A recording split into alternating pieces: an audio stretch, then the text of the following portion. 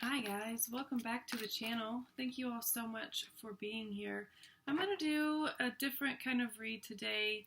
I'm going to do one card from my tarot deck, and then I'm going to do a few cards from my oracle decks. I've got 3 decks here. I might do more than one card from a few of them, so we'll see. But I wanted to get full moon energy, see what Spirit is calling us to embrace and move towards, and just what messages Spirit has for us with this full moon in Libra tonight. So let's get one card. Please, Spirit, for the collective watching this video, what energies do we need to embrace at this time with this full moon?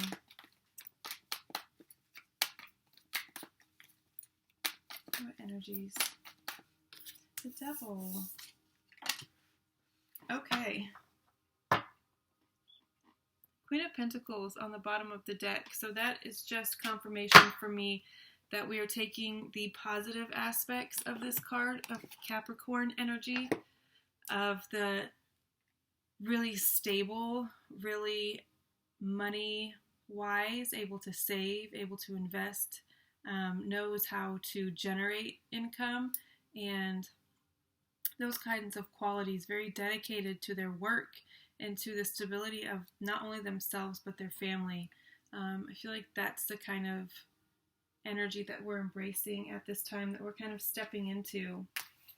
Also, I will say with Libra energy and this full moon being in Libra, that it speaks to a situation that is resolving, coming to an end, that is going to work or go in the favor of both parties, if it's 2 parties.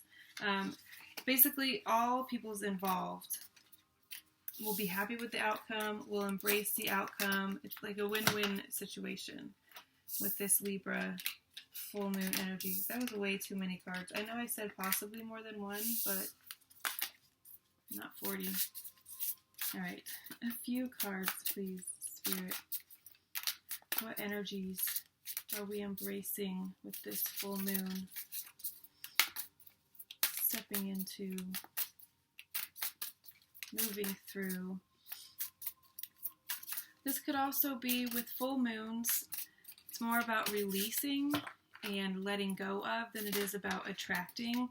So we use new moons to plant the seeds and cultivate the soil, all of the things to bring something new into our lives. And when it's full, it's ready for harvest, but it's also a time to evaluate what is in your life and what is around you, and to clear out anything that's not working so you can get ready for the next stage. As we go through these next phases of the moon, again, it's about weeding, it's about tilling, it's about making sure your soil is fertile, that you're watering properly, all of these things. So this full moon, I feel like, is more about releasing. It's about examining, with the Devil showing up, it's about examining codependencies. If you have any codependent relationships, examine why you feel they are that way and how you can release yourself from that codependency. Not necessarily the relationship in its entirety, but maybe some aspects of it. And if you do need to release it entirely to be free of that, absolutely do that. It could also be speaking to examining habits that you have, maybe spending habits, extracurricular habits that could be on the little bit toxic side that you might be needing to release at this time with this full moon energy. There just might be some little habits lingering that need to be let go of so we can step into our most abundant, most fruitful, capable, loving versions of ourselves. We got Beaver energy. I'm going to get these cards out and then I'm going to read about them from the book. So we got Beaver, we got Oyster. Good gravy. Okay. Very much vagina energy. I'm just going to put that out there. Beaver and Oyster. This just keep that in mind. And then we got Golden Egg, which I haven't gotten. Actually, I haven't gotten any of these cards yet. This deck is relatively new to me, as is the, wait, where is it? Oh, it's already out. Okay. There's Ology, and then there's this one.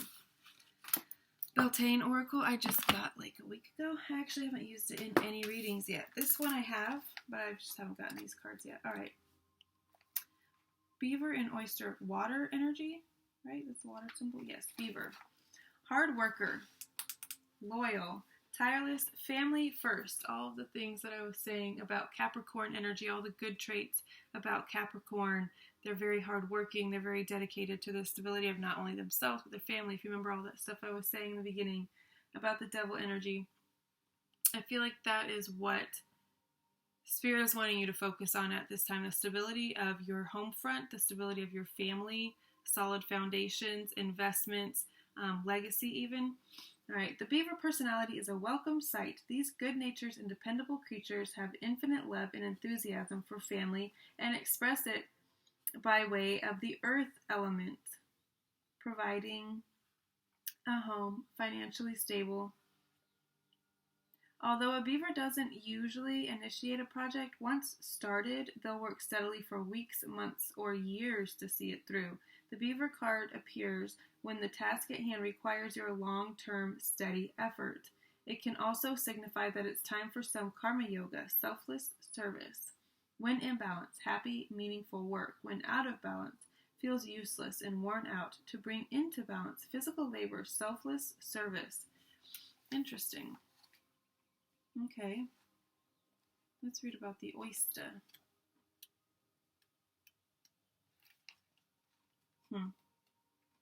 Oh, it's literally the card right after it. Interesting. Patient, secret keeper, hiding inner treasures. The focus and determination of the oyster is unmatched. Anything an oyster personality puts their mind to, they achieve with grace and charm. The only problem is, oyster types often take their inner gifts for granted. They become shy or doubtful, and this can lead to withdrawing or protecting their deepest desires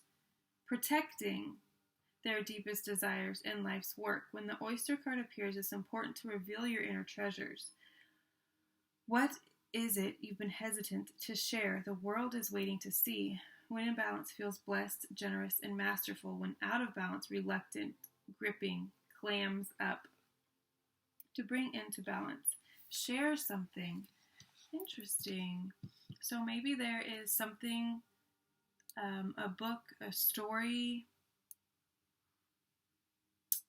memoir even, that you've been thinking about writing, that you've been wanting to write. Maybe you've already written it, but just haven't given it to anybody to like proofread, publish, edit, any of those things. Maybe you haven't even taken the first steps to letting people know that you want to be a writer, that you have written something. Could be songwriting. There's something that you're holding really deep inside of you, really close to your heart, that I feel like could be the key to providing these things, the key to that stable home, the happy, the hard-working version of yourself that you know you have in you, but maybe you haven't found the right work yet. You haven't found your meaningful work, and I feel like it could be because you're hiding something that you truly, truly want to do, a gift that you have that you maybe don't even see as a gift. Again, writing, I'm getting really big writing. This could be columns, advice. Maybe you're wanting to start like a social media page that gives advice about something, and you're like, yeah, but everybody has this knowledge. Spirit wants you to know that that's not the case. Not that you're the only one in the entire universe that holds this knowledge, but it's not as common as you think, and you are way more gifted than you give yourself credit for, or you even think that you are. You might think that something that a skill that you have is mundane and ordinary, and it couldn't possibly provide you with the stability that you need, because who's going to pay for such a, I don't know, it's such a common, I feel like you feel like this is very common, like everybody can do this, anybody can learn this, and it's like that's not necessarily true though. You have something that nobody else can do, Again, not that nobody else is in this field, like nobody else can write a book, but nobody can write it from your perspective, from your experiences, from your point of view. And I feel like there's a very specific point of view, and you are very gifted. All right, golden egg. Let's read about that. Fourth chakra. Golden egg. Golden egg. Message at the center of the heart. The unstruck sound. Interesting. Within the golden egg lives a precious sound. Deep within that sound resides a message. The sound cannot be heard, nor the message discerned, until we retreat from the noise of modern-day life. The magical essence of the golden egg needs warmth, quiet, and time to unfold. No rushing, no pushing, no grasping.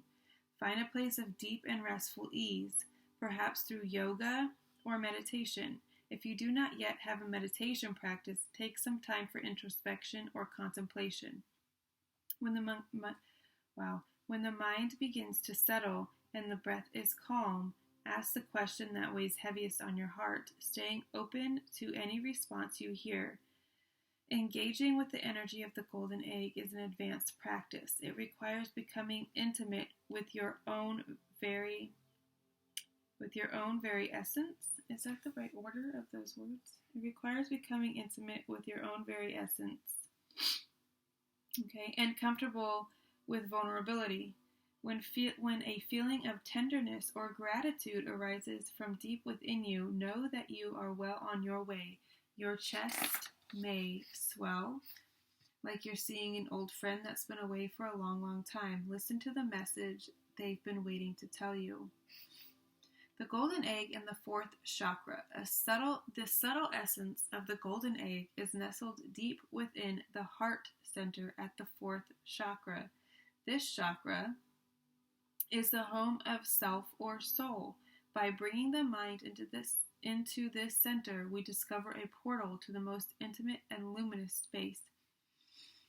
It is said our inner guide sits there in deep meditation, waiting for us.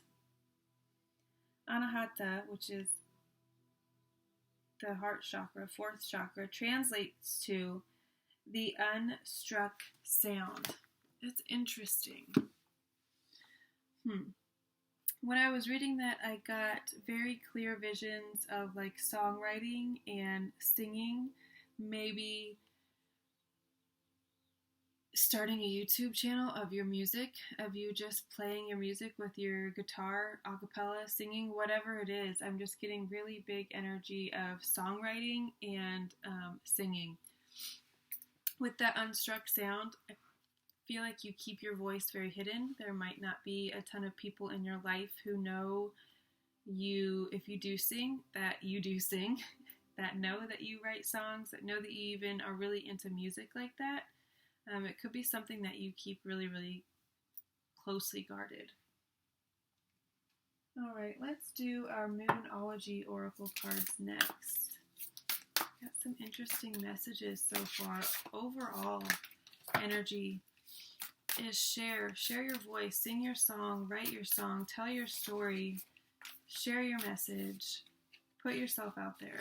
And I'm going to take that advice as well because I doubt myself a lot. This is truly, truly what I love to do. I love tarot. I love Reiki. I love helping people heal, guiding people towards healing, towards their most abundant, luxurious, fruitful self. But I sometimes doubt myself. I a lot of times doubt myself and don't post quite a bit of the content that I create. So I need to stop doing that. Stop hiding myself and keeping myself small. I need to put myself out there way, way, way, way more. So I'm going to take that advice. All right. Let us, nope. Spirits, what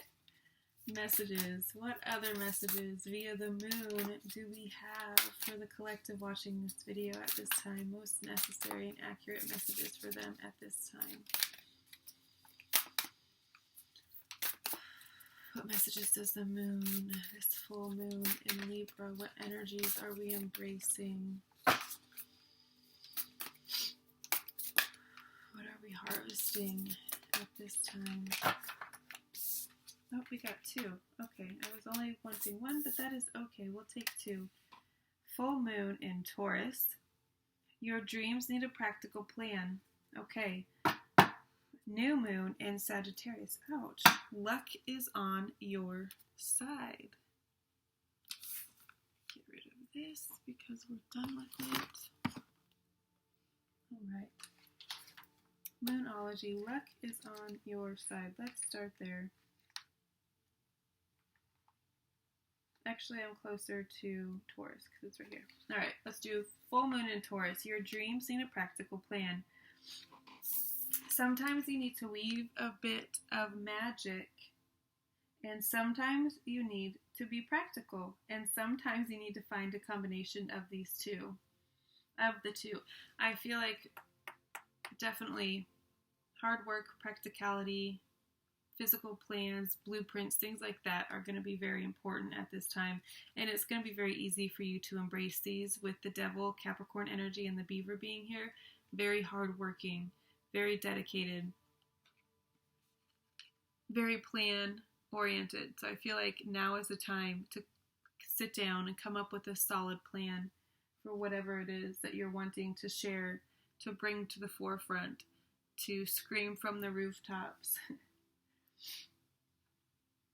This card suggests that this is where you are now. You need to use the laws of attraction to draw in what you want by imagining it, expecting it, and welcoming it. But you need to balance that with taking down-to-earth steps towards your goals. This isn't about wishing on the moon and hoping for the best. It's about making something like a list of bullet points about how to achieve your dreams. If you're asking about money, this card heralds a change of financial fortunes depending on both your past actions and what you're expecting and therefore attracting. Right, attuned to the moon. So tonight with this full moon energy, I would sit in as open of a space as possible and spend as much time with the moon as possible. Write down 10 things that you know are wonderful about you. Oh, I like that idea, especially with these hidden aspects. Additional meanings for this card. Laziness could explain your current situation. If so, change that and own it. Chasing money doesn't work. You need to chase a dream. Jealousy or envy create negative energy and attract negativity. More exercise is called for. Okay, absolutely. The teaching. The full moon in Taurus is a time to get back to earth, to get grounded, to work through any negative feelings you've been dealing with, and to find balance between being passionate and being overly intense. Money issues may come to an end at the time of the full moon in Taurus, or right now. But you can take this card as a sign to pay more attention to your cash flow no matter when you draw it. Yes, we're drawing it now. So poor kitties. We're harnessing it now. All right, new moon in Sagittarius. Luck is on your side. Whatever is coming your way, it looks set to put a smile on your face. Just a second. Yeah, bud. Pretty good, but you're interrupting. Okay, do you need something? Yeah. What do you need, baby? Snuggies. Okay, bud. We can snuggie when I'm done. Let me finish, okay? I'm almost done. I'll be out in just a minute. 1 minute. How many minutes? I don't. How many minutes, Mom? I don't know.